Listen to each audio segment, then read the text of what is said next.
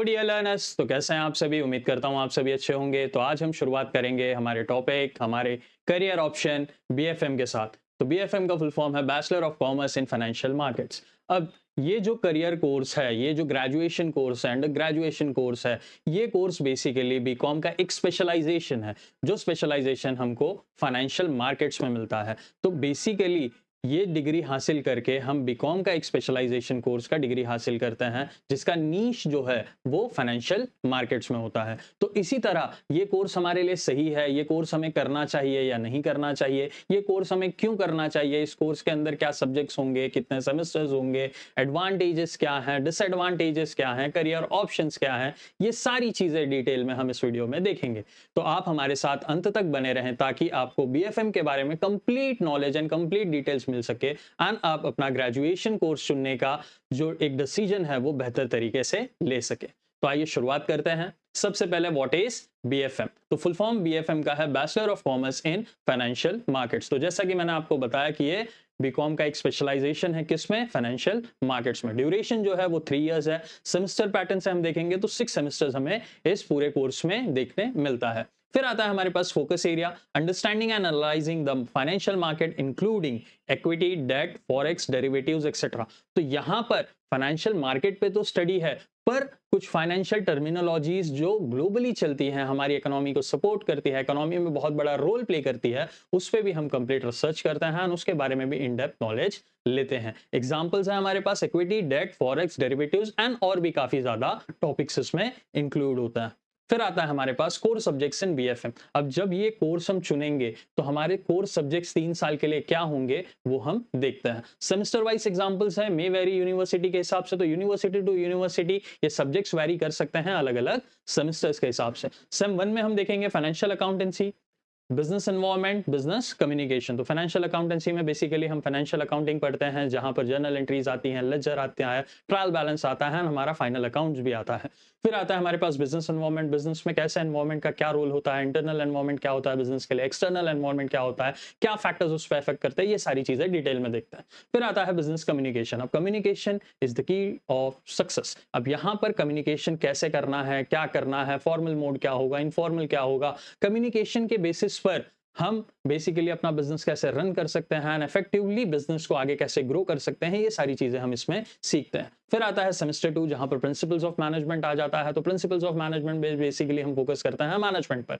Management के principles हैं planning, organising, controlling, directing, coordinating, staffing, ये सारे प्रिंसिपल्स पे हम इन डेप्थ पढ़ाइयां करते हैं। फिर आता है हमारे पास बिजनेस मैथमेटिक्स की मैथमेटिक्स का क्या रोल होता है हमारे बिजनेस एक्टिविटीज में। जब भी हम बिजनेस कर रहे हैं तो मैथमेटिकल कैलकुलेशंस और क्या सारी चीजों की जरूरत होती है, वो सारे टॉपिक्स हम यहाँ पर देखेंगे। फिर आता है फाउंडेशन ऑफ फाइनेंशियल मार्केट्स। अब मार्केट तो हम सबको पता है कि क्या होता है, लेकिन फाइनेंशियल मार्केट क्या होता है, जहां पर कंप्लीटली इन्वॉल्वमेंट हो जाता है मनी का। अब मनी को हम कैसे यूटिलाइज कर रहे हैं, मनी का रोल क्या है हमारे लिए, हमारी कंट्री के लिए एंड ग्लोबली, ये सारी चीजों को हम इन डिटेल यहाँ पर देखते हैं। फिर आता है हमारे पास सेमेस्टर 3, जहां पर हम डेट मार्केट्स देखते हैं, कंप्यूटर एप्लीकेशंस इन बिजनेस देखते हैं, इन्वेस्टमेंट बैंकिंग देखते हैं। डेट मार्केट्स होते हैं जहां पर लेन देन होता है, ठीक है, वो सारे मार्केट्स में कैसे फंक्शनिंग होता है, क्या रेट ऑफ इंटरेस्ट होते हैं, कैसे किन कंपनियों को अलाउंस मिलता है, किन कंपनियों के लिए कंप्लायंसेस क्या होते हैं, ये सारी चीजें हम डिटेल में जानते हैं। कंप्यूटर एप्लीकेशंस इन बिजनेस में हम देखते हैं कि कंप्यूटर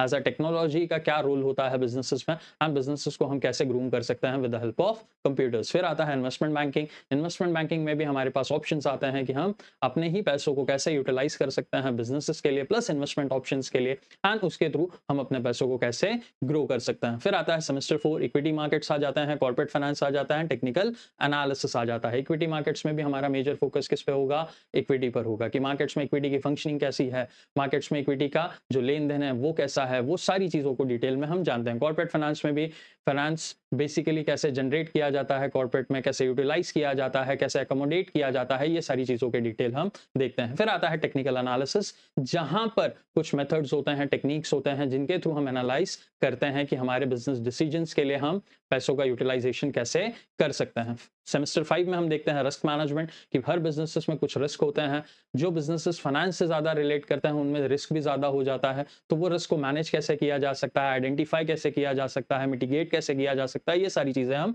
देखते हैं। पोर्टफोलियो मैनेजमेंट में भी हम अपने इन्वेस्टमेंट ऑप्शंस देखते हैं, हम अपने पोर्टफोलियोज को कैसे ग्रो कर सकते हैं, कैसे इन्वेस्ट करके मार्केट में एक अच्छा परफॉर्मेंस दे सकते हैं, और इसी के बेसिस से हमारे मार्केट में कैसे हमारा ग्रोथ पॉसिबल है, ये सारी चीजें हम देख पाते हैं। मार्केटिंग ऑफ फाइनेंशियल सर्विसेज, अगर आप फाइनेंशियल सर्विसेज होल्डर हैं या प्रोवाइडर हैं तो आप अपने फाइनेंशियल सर्विसेज को मार्केट में सही तरह से कैसे प्लेस कर सकते हैं, लोगों को कैसे बता सकते हैं, कस्टमर्स को कैसे अट्रैक्ट कर सकते हैं, ये सारी चीजें हम मार्केटिंग ऑफ फाइनेंशियल सर्विसेज में देखेंगे। सेमेस्टर 6 में हमारे पास आता है डेरिवेटिव्स मार्केट। अब डेरिवेटिव्स मार्केट में भी हमारे कंप्लीट स्टडी होती है डेरिवेटिव्स पर, जहां पर हम चीजों को इन डिटेल देखते हैं right from beginning till the end कि क्या कंप्लायंसेस होते हैं, किस तरीके से फंक्शनिंग होता है, क्या फीचर्स होते हैं, क्या एडवांटेजेस हो सकते हैं, डिसएडवांटेजेस हो सकते हैं, ये सारी चीजें। इंटरनेशनल फाइनेंस में भी हम देखते हैं फॉरेक्स एक इंटरनेशनल फाइनेंस का एक बहुत ही इंपॉर्टेंट पार्ट आ जाता है, जहां पर दो कंट्रीज के बीच में फॉरेन एक्सचेंजेस होते हैं, वो किस लेवल पर होते हैं, क्या प्राइसिंग रेशियोज मेंटेन किए जाते हैं, वैल्यूएशन की जाती है, वो सारी चीजें हम डिटेल में देखते हैं। Last is financial project work, जहां पर आपको एक प्रोजेक्ट वर्क एलोकेट किया जाता है, आपको रिसर्च करना होता है, आपके ऑब्जर्वेशन फाइंडिंग्स के हिसाब से आप कंक्लूड करते हैं, वो प्रोजेक्ट वर्क आप अपने कॉलेजेस में सबमिट करते हैं।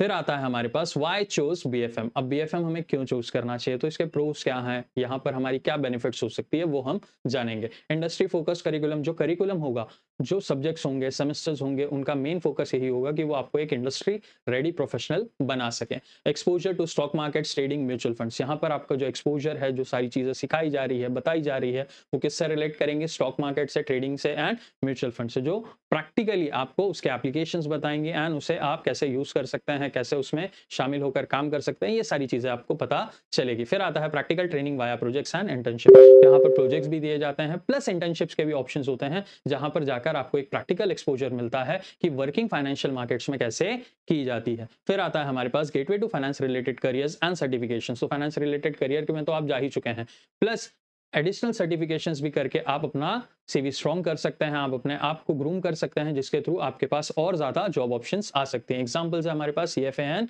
सीएफपी। फिर आता है networking with the financial professionals and institutions. तो यहाँ पर आप नेटवर्क भी करते हैं फाइनेंशियल प्रोफेशनल से भी प्लस फाइनेंशियल इंस्टीट्यूशन से भी, अगर आपको फ्यूचर में और कोई कोर्सेज करने हैं, फ्यूचर में अपग्रेडेशंस करनी है, पोस्ट ग्रेजुएशन करना है, तो ये सारी चीजें आपके लिए हेल्पफुल हो सकती है। फिर आता है हमारे पास थिंग्स टू कंसीडर कॉन्स। अब यहाँ पर डीमेरिट्स क्या हो सकता है, डिसएडवांटेजेस क्या हो सकते हैं हमारे पास, वो भी हम देखेंगे। More technical than regular BCom. अब अगर आप रेगुलर बीकॉम करना चाहते हैं या आप सोचते हैं कि आपको बहुत ज़्यादा टेक्निकलिटी में नहीं जाना है, तो ये कोर्स आपके लिए बिल्कुल भी सही नहीं होगा। नीड्स इंटरेस्ट इन नंबर्स, यहाँ पर फाइनेंस की बात आ रही है तो फाइनेंस हमेशा डायरेक्टली रिलेट करता है नंबर्स से, एंड अगर आपको नंबर से प्यार नहीं है, कैलकुलेशन समझ में नहीं आती या कैलकुलेशंस आपके लिए बेहतर ऑप्शन नहीं है, तो यहाँ पर आपके लिए प्रॉब्लम्स हो सकती है। प्रेफर्ड मेनली इन मेट्रो सिटीज में होता है, जिसकी ऑफरिंग कहाँ की जाती है, मेनली मेट्रो सिटीज में की जाती है। फिर आता है हमारे पास heavy focus on financial markets, में not cover border management topics. तो यहाँ पर हेवी फोकस भी जो है वो फाइनेंशियल मार्केट्स पर किया जा रहा है, वो फाइनेंस पर किया जा रहा है, फाइनेंस रिलेटेड फील्ड्स पर किया जा रहा है। तो अगर आपको फाइनेंस रिलेटेड फील्ड्स नहीं समझ में आती तो ये आपके लिए सही ऑप्शन नहीं है। Requires continued learning certifications for top roles. अगर आपको एक इंस्टीट्यूशन में, एक कंपनी में एक अच्छे रोल पर जाना है, टॉप रोल्स लेने हैं, तो आपको रेगुलरली अपडेट होना पड़ेगा। सिर्फ ग्रेजुएशन डिग्री से आप ये एक्सपेक्ट नहीं कर सकते कि आप एक कंपनी के टॉप रोल्स तक पहुंच सकें। तो वहां पर आपका मेजर जो फोकस होगा वो बड़े लेवल पर आपको करना होगा। फिर आता है हमारे पास career opportunities after BFM. BFM के बाद क्या करियर अपॉर्चुनिटीज हमारे पास आती है, ये कोर्स कंप्लीट करके हमारे पास क्या जॉब रोल्स आ सकते हैं, वो हम देखेंगे। सबसे पहले है इक्विटी एनालिस्ट। यहाँ पर इक्विटी एनालिस्ट हम बन जाते हैं, यहाँ पर इक्विटी का रिसर्च कर सकते हैं, उसके रिसर्च के बेसिस पर हम रिपोर्ट्स बना सकते हैं कि ये इक्विटी ऑप्शंस हमारे लिए सही है या नहीं है। फिर आता है हमारे पास रिस्क मैनेजर, जहां पर हम रिस्क को आइडेंटिफाई कर सकते हैं, मिटिगेट कर सकते हैं, उसके बारे में कंप्लीट रिसर्च कर सकते हैं एंड पॉइंट्स निकाल सकते हैं कि उस रिस्क को हम अपने बिजनेसेस के लिए कैसे अवॉइड कर सकते हैं। पोर्टफोलियो मैनेजर्स, जहां पर पोर्टफोलियोज होते हैं, पोर्टफोलियोज को संभालना, देखना, एनालाइज करना, इन्वेस्टमेंट्स करना, ये सारी चीजें वहां इंक्लूड होती है। फिर आता है इन्वेस्टमेंट बैंकर। इन्वेस्टमेंट बैंकर्स का काम ही ये होता है कि वो बेसिकली आपके लिए इन्वेस्टमेंट ऑप्शंस बताते हैं, उनके इन्वेस्टमेंट ऑप्शंस के हिसाब से आप अपने पैसों को अच्छे तरीके से ग्रो कर सकते हैं, बिजनेसेस ग्रो कर सकते हैं, इंडिविजुअली ग्रो कर सकते हैं, काफ़ी सारी चीज़ें इन्वॉल्व होती हैं। फिर आता है फाइनेंशियल प्लानर। फाइनेंशियल प्लानर का काम ही होता है कि आपके एम्स के हिसाब से, ऑब्जेक्टिव्स के हिसाब से वो आपको फाइनेंशियल प्लानिंग के लिए हेल्प करें। फिर आता है हमारे पास ट्रेडर एंड डीलर, जहां पर आप एक ट्रेडर बन सकते हैं, डीलर बन सकते हैं एंड बेसिकली मार्केट में अपने पैसों को सही तरीके से यूज करके, ट्रेड करके अच्छे पैसे अर्न कर सकते हैं। फिर आता है फाइनेंशियल एडवाइजर। फाइनेंशियल एडवाइजर का भी काम यही होता है कि आपके एम्स एंड ऑब्जेक्टिव्स के हिसाब से वो एक प्रॉपर फाइनेंशियल प्लानिंग करके आपको एडवाइस दें। फिर आता है कंप्लायंस ऑफिसर्स, जो बेसिकली फोकस करते हैं किस पर, पेपर वर्क्स पर, कि प्रॉपर पेपर वर्क्स क्या होंगे, डॉक्यूमेंटेशंस क्या होंगी, गवर्नमेंट पॉलिसीज क्या होंगी, उसके अकॉर्डिंग हर एक चीज़ का फंक्शनिंग वो आपके लिए क्रिएशन में लाता है। फर्दर स्टडीज में हम BFM ऑप्शन के बाद क्या कर सकते हैं, that is MBA in finance. तो MBA इन फाइनेंस हमारे लिए एक बहुत ही बेहतर ऑप्शन आ जाता है, क्योंकि हमारा स्पेशलाइजेशन जो है वो फाइनेंशियल मार्केट्स में है। तो MBA इन फाइनेंस करके हम अपने स्पेशलाइजेशन को और ग्रूम कर रहे हैं, एक मास्टर डिग्री भी हासिल कर रहे हैं, जिसके थ्रू हम आगे टॉप रोल्स के लिए एलिजिबल होते हैं। फिर आता है चार्टर्ड फाइनेंशियल एनालिस्ट, इसके सर्टिफिकेशंस हम कर सकते हैं। ये कोर्स को ऑप्ट करके, ये कोर्स को पूरी तरह कंप्लीट करके हमारे पास एक बेहतर ऑप्शंस आ जाते हैं सेट ऑफ जॉब्स के लिए, सेट ऑफ बिजनेसेस के लिए, कंसल्टेंट्स के लिए, ताकि हम बिजनेसेस में एक अच्छा रोल प्ले कर सकें। फिर आता है फाइनेंशियल रिस्क मैनेजमेंट FRM, ये भी एक सर्टिफिकेशन कोर्स है जो कंप्लीट करके बेसिकली हम आगे एक नीश में प्रैक्टिस कर सकते हैं। फिर आता है हमारे पास CFP सर्टिफाइड फाइनेंशियल प्लानर, जो बेसिकली आपको हेल्प करता है बिजनेसेस के लिए फाइनेंशियल प्लानिंग करने में, प्लस बिजनेसेस को अपने फाइनेंसेस को कैसे मैनेज करना है, कैसे हैंडल करना है, ये सारी चीज़ों को डिटेल में बताने में। लॉ भी एक ऑप्शन है, LLB for corporate law in finance. तो आप लॉ करके भी बेसिकली कॉर्पोरेट फाइनेंस में प्रैक्टिस कर सकते हैं, बिजनेसेस को हेल्प कर सकते हैं उनके इश्यूज और केसेस को रिजॉल्व करने में। Top colleges in India offering BFM: Narsee Monjee college in Mumbai, HR college of commerce and economics in Mumbai, Jai Hind college in Mumbai, Mithibai college in Mumbai, others in Pune, Delhi, Bangalore and few options. तो ये 4 कॉलेजेस जो हैं ये बेसिकली मुंबई में हैं एंड मुंबई में ये BFM कोर्स प्रोवाइड करते हैं, जो आपके लिए काफ़ी ज़्यादा हेल्पफुल हो सकता है, यूज़फुल हो सकता है आपके करियर्स के लिए। अगर आप फाइनेंस में इंटरेस्ट रखते हैं, आपको नंबर्स पसंद हैं एंड ये आपके लिए अच्छा ग्रोथ अपॉर्चुनिटी दे सकता है।